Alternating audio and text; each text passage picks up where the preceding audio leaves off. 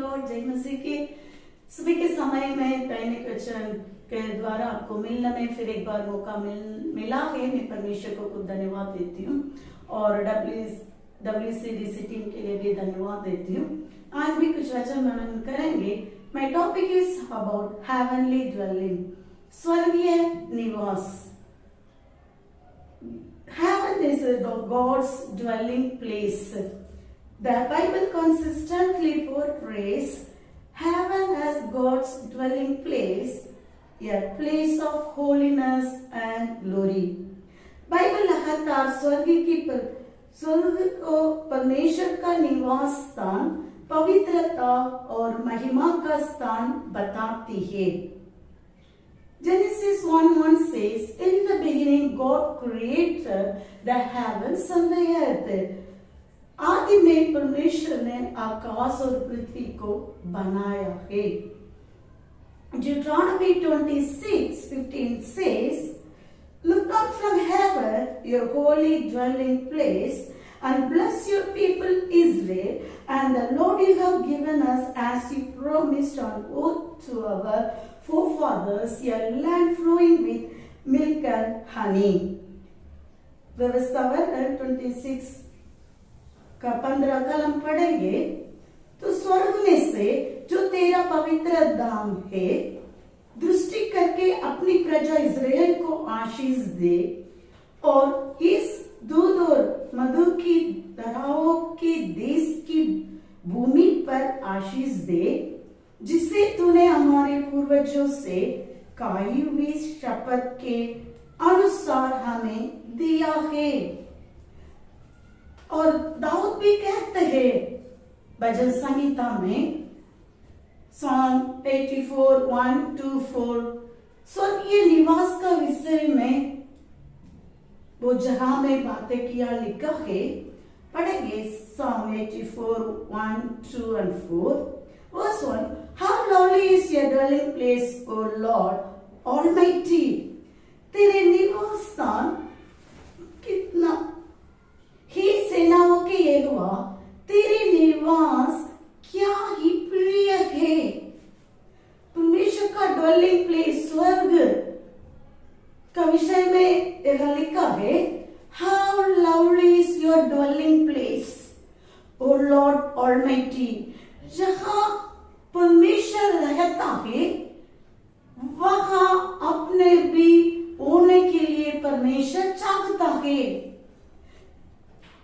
तेरे निवास क्या ही प्रिय है। और दूसरी कलम, "My soul has even faints for the courts of the Lord. My heart and my flesh cry out for the living God." दूसरी कलम, "मेरे प्राण यहोवा की आंगनों की अभिलाषा करते करते मूर्छित हो चला। मेरा तन मन दोनों जीते परमेश्वर को पुकार रहे।" उसके इतना अभिलाषा है, प्रिय है परमेश्वर का धाम, परमेश्वर का निवास जगह के विषय में दाऊद कहते हैं। परमेश्वर भी चाहता है आप और मैं उसके स्वर्गीय निवास में होने के लिए। और fourth words, "Blessed are those who dwell in your house." क्या ही धन्य है वे जो तेरे भवन में रहते हैं, वे तेरी स्तुति निरंतर करते रहेंगे। क्योंकि उसके स्वर्गीय निवास में 24/7 हमेशा हमेशा पवित्र पवित्र पवित्र कर हम आराधना करने वाला है। क्या ही धन्य है जो मेरे भवन में रहते हैं, उसके निवास में जो रहते हैं वो धन्य है। आप और मैं उसके तंबू में अपना रहने के लिए चाहते हैं, प्रिय करते हैं। Meditate what Paul says about heavenly dwelling, स्वर्गीय निवास का विषय पौलुस क्या कहते हैं, हम मनन करेंगे, मेडिटेट करेंगे सुबह के समय में। 2 Corinthians chapter 5, 1-9, one by one we'll meditate.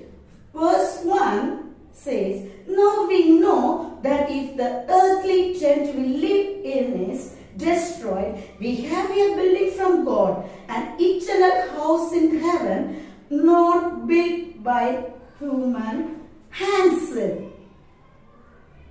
क्योंकि हम जानते ही कि जब हमारा पृथ्वी पर का डेरा शरीर का घर गिराया जाएगा, जो अपने इस जगत में इस दुनिया में हम जो रहते हैं तंबू में, वो गिराया जाएगा, तो हमें परमेश्वर की ओर से स्वर्ग पर एक ऐसा भवन मिलेगा जो हाथों से बना हुआ घर नहीं।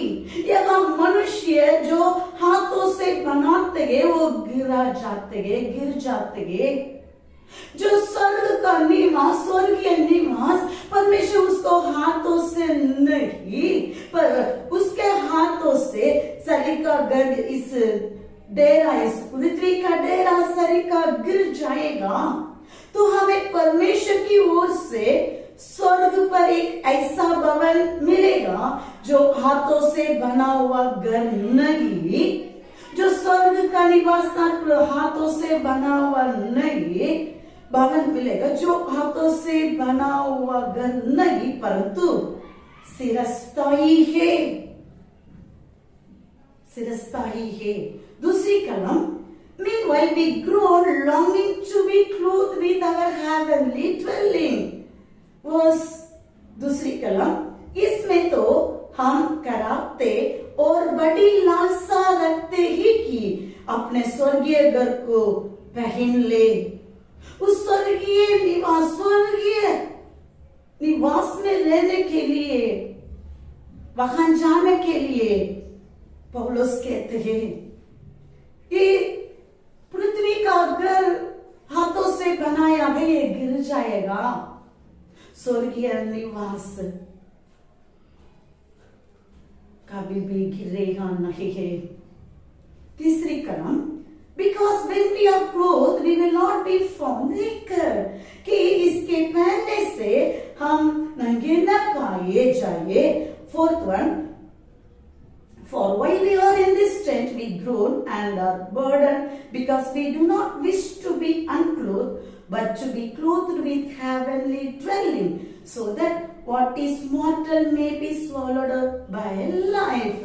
और हम इस डेरे में रहते हुए बोझ से दबे कराते रहते हैं, क्योंकि हम उतारना नहीं वरन और पहनना चाहते हैं, ताकि वह जो मरणहार है जीवन में डूब जाए, और जिसे हमें इसी बात के लिए तैयार किया है वह परमेश्वर है, जिसने हमें बयाने में आत्मा भी दिया है। फिफ्थ वन लिखा है, now it is God who has made us for this very purpose and has given us the Spirit as a deposit guaranteeing what is to come। फिर भी अपने मन इस स्वर्गीय वस्तुओं में पर अपना लगा है, स्वर्गीय निवास पर, स्वर्गीय पर अपना ध्यान नहीं देते हैं,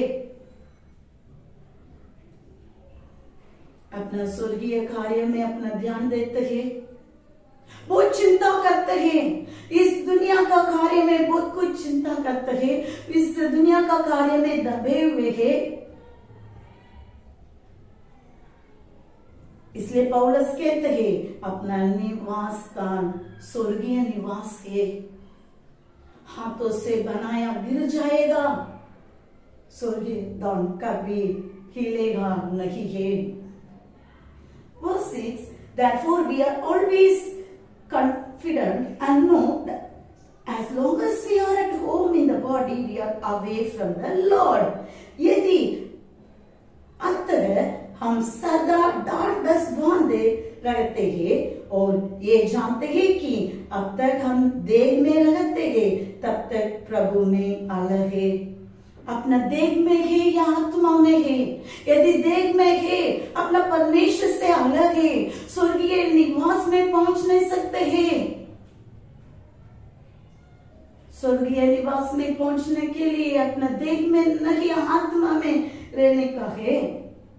7 we live by faith not by sight, क्योंकि हम रूप को देखकर नहीं पर विश्वास से चलते हैं। हम विश्वास में चलने वाला है। 8th one, we are confident, I say, and would prefer to be away from the body and at home with the Lord. देह में वही तो हम प्रभु से बहुत दूर है, इसलिए हम डांडस बांधे रहते हैं और देह से अलग होकर प्रभु के साथ रहना और भी उत्तम समझते हैं। देह से अलग होकर प्रभु के साथ रहना और भी उत्तम समझने का है, क्योंकि पहले हम देखा है यदि हम देह में है वही तो परमेश्वर से दूर है। हम सोचेंगे अपने सोचेंगे हम देह में है या आत्मा में है। और verse 9, so we make each other bold to please him, whether we are at home in the body or away from it. इस कारण हमारे मन की उमंग ये है कि चाहे साथ रहे चाहे अलग रहे पर हम उसे बांटते रहे। परमेश्वर का नाम महिमा हो। स्वर्गीय निवास वो कभी हिलेगा नहीं। इस दुनिया का निवास मनुष्य जो हाथों से बनाया वो हिल जाएगा। हम स्वर्गीय निवास के लिए हम प्रयत्न करेंगे, अपना तन मन अभिलाषा होंगे, क्योंकि यदि हम देह में है परमेश्वर से दूर है। John 14:2-3 says, verse 2, in my father's house are many rooms. If it were not so, I would have told you, I am going there to prepare a place for you. मैं उधर लिखा है परमेश्वर का घर पे बहुत सारा कमरा है। यदि ऐसा नहीं हुए तो मैं पहले ही कहा होगा कर पौल इधर नाम कहते हैं। 14:2-3, in my father's house are many rooms. मेरे पिता के घर में बहुत से रहने की स्थान है। यदि न होती तो मैं तुमसे कह देता, क्योंकि मैं तुम्हारे लिए जगह तैयार करने जाता हूँ। तीसरा कलम, और यदि मैं जाकर तुम्हारे लिए जगह तैयार करूँ तो फिर आकर तुम्हें अपने यहाँ ले जाऊंगा कि जगह में रहूं, वहां तुम भी रहो। परमेश्वर चाहता है वहां कहा परमेश्वर लगता है वहां अपने को भी रहने के लिए चाहता है।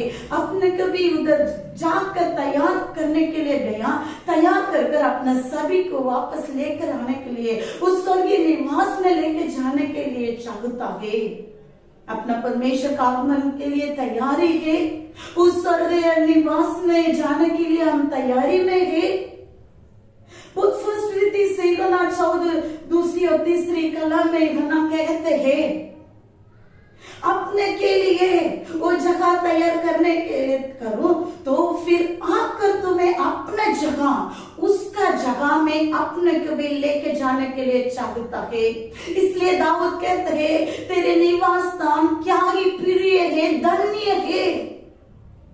परमेश्वर जहां रहते हैं वहां अपने को भी लेके जाने के लिए चाहता है।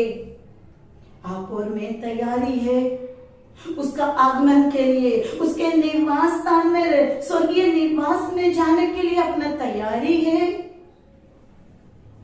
तैयारी होंगे। Sangeeta 23:6 says, David says, surely goodness and mercy follow me all the days of my life and I will dwell in the house of the Lord forever. अनुभव से दाऊद कहते हैं, इसलिए कहते हैं तेरे निवास स्थान क्या ही प्रिय है, धन्य है। हम भी उसके निवास में तंबू में रहने के लिए प्रिय करेंगे, हम प्रसन्न होंगे, हम चाहत करेंगे और अभिलाषा होंगे अपना पूरे आत्मा तन मन से उसके तंबू में रहने के लिए हम अभिलाषा करेंगे। निश्चय भलाई और कृपा मेरे साथ साथ रहेगी। मैं परमेश्वर का तंबू में सदा सर्वदा वास करूंगा। हम कैसे कह सकता है? हम देह में है या आत्मा में है? यदि देह में है तो परमेश्वर से हम दूर है। हम स्वर्गीय निवास के लिए प्रिय करेंगे, उसके तंबू में रहने के लिए चाहत करेंगे। Revelation 21:3 says, and I heard a loud voice from the throne saying, now the dwelling of the God is with men. क्योंकि यूहन्ना 14 का अध्याय 2-3 कलम में हम देखा, वो अपने कहाँ परमेश्वर रहते है, वहां आप और मैं रहने के लिए चाहता है, उसके लिए जगह तैयारी करते हैं। यहाँ प्रकाशित वाक्य 21 कलम में लिखा है, फिर मैंने सिंहासन में से किसी को ऊंचे शब्द से एक कहते हुए सुना, देख परमेश्वर का डेरा मनुष्यों के बीच में है। अपने इस दिल के घर, इस दिल में वास करने के लिए चाहता है। परमेश्वर दिल के बाहर से अपना टोकते रहते हैं, अपना दिल का घर को खोला, यहाँ तैयारी करते हुए स्वर्गीय निवास में लेके जाने के लिए, कहाँ परमेश्वर रहते हैं वहां लेके जाने के लिए तैयारी करते हैं। वो आकर अपना लेने के लिए चाहता है। आप और मैं तैयारी में रहेंगे। देख परमेश्वर का डेरा मनुष्य के बीच में है, वह उनके साथ डेरा करेगा और वे उसके लोग होंगे और परमेश्वर आप उनके साथ रहेगा और उनका परमेश्वर होगा। परमेश्वर यही चाहते हैं स्वर्गीय निवास में, जो वहां परमेश्वर रहते हैं वहां अपने लेके जाने के लिए चाहता है। वो ही हेवन से, क्योंकि परमेश्वर वहां रहते हैं, वहां रहते हैं। अपने अपने को जांच लेंगे, लेट अस एग्जामिन अवरसेल्व्स। अपने अपने को तैयार करेंगे, उसके आगमन के लिए तैयारी होएंगे, स्वर्गीय निवास में प्रवेश करेंगे। स्वर्गीय निवास अपने के लिए इस मसीह तैयारी करते हैं।